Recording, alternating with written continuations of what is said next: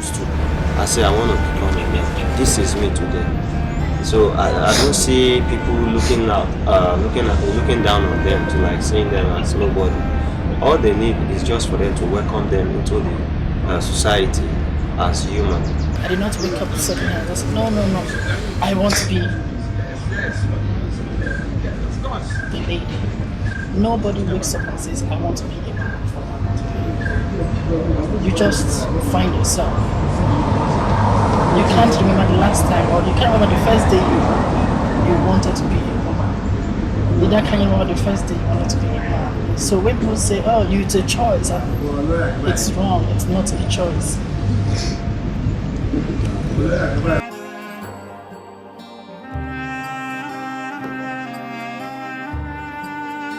In this documentary, we'll be talking to the Nigerians who are intersex and transgender, living with a lost identity.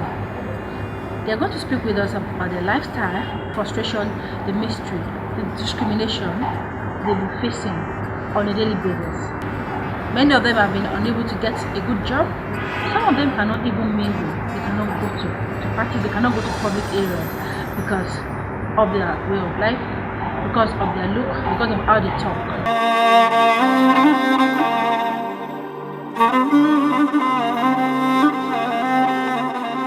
James Johnson, formerly known as Yaba Bali, was Super Cup players of Nigeria, and Nepal workload.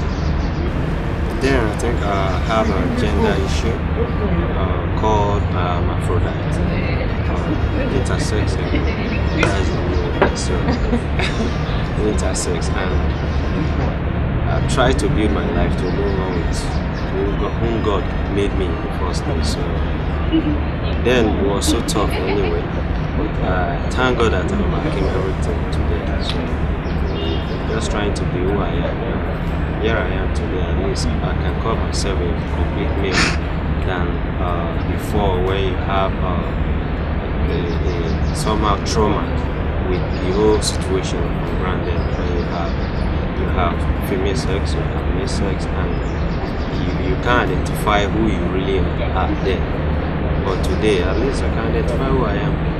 19 good years as a female. Okay, I live as a female for 19 good years. Then after that, I had a surgery in the US to carry out the surgery to enable me to know where I truly belong, the true sex, and to be the only man that felt that he doesn't believe I'm human. He insult me like you are a man or woman. I don't really know who you are. I don't see you as a human. The challenges I had then was discrimination of a female, a male, a female, a male, while playing for the Super Falcons of Nigeria then. And while playing for the club side too, you have a lot of people you met, and at the same time some that doesn't believe in who you really were, will just like look at you and say, no, we don't think this is a human.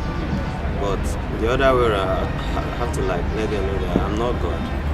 I'm not the one that created myself. I find myself this way, and I decided to move on with my life.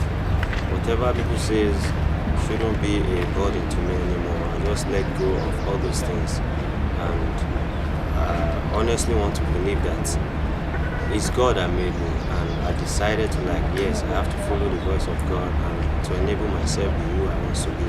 I don't need what people say in discriminating towards me, whether a girl or a male.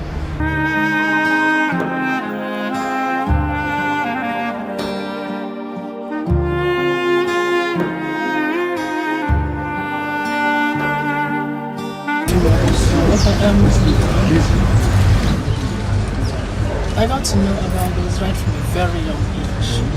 Yes, but you will not know the name because I was groomed as a boy, but somehow I loved it. It's not something that we were taught. It's not something I was taught. We just love to play with dolls, and that's I think at the age of 5. Love to play with dolls. Love to hang out with. I also love to be with ladies that your mom making up and all that. Well, we were told then, my parents were told, oh, don't worry, it's a face. the child will come out of it. It's one of those phases. And I was not coming out of it. And then, and then even when they try to beat you to conformity, it doesn't work. Secretly, you're still, wow, you're beautiful, that kind of thing. And then, that was even primary, nursery school, primary school, and then, okay, fine. Within myself, I thought, okay, it's a phase. Why am I not acting like a guy if it's a phase? This kind of question started giving me to inquire, find out, am I the only strange one? Am I okay, And then I had 2 younger brothers who were very masculine, very masculine. Along the line, that is when the question really rose again. They're my younger ones, and they're already having beard, broad chest, deep voice. And I'm jeez, I'm going to ask real questions, what's going on? And that's where I came across the name trans. So all of them don't have a good job. They're not able to take themselves to school right now. And then family attach some sort of spiritual meanings to someone being a trans and intersex without realizing that it could be something genetical, hormonal, or psychological.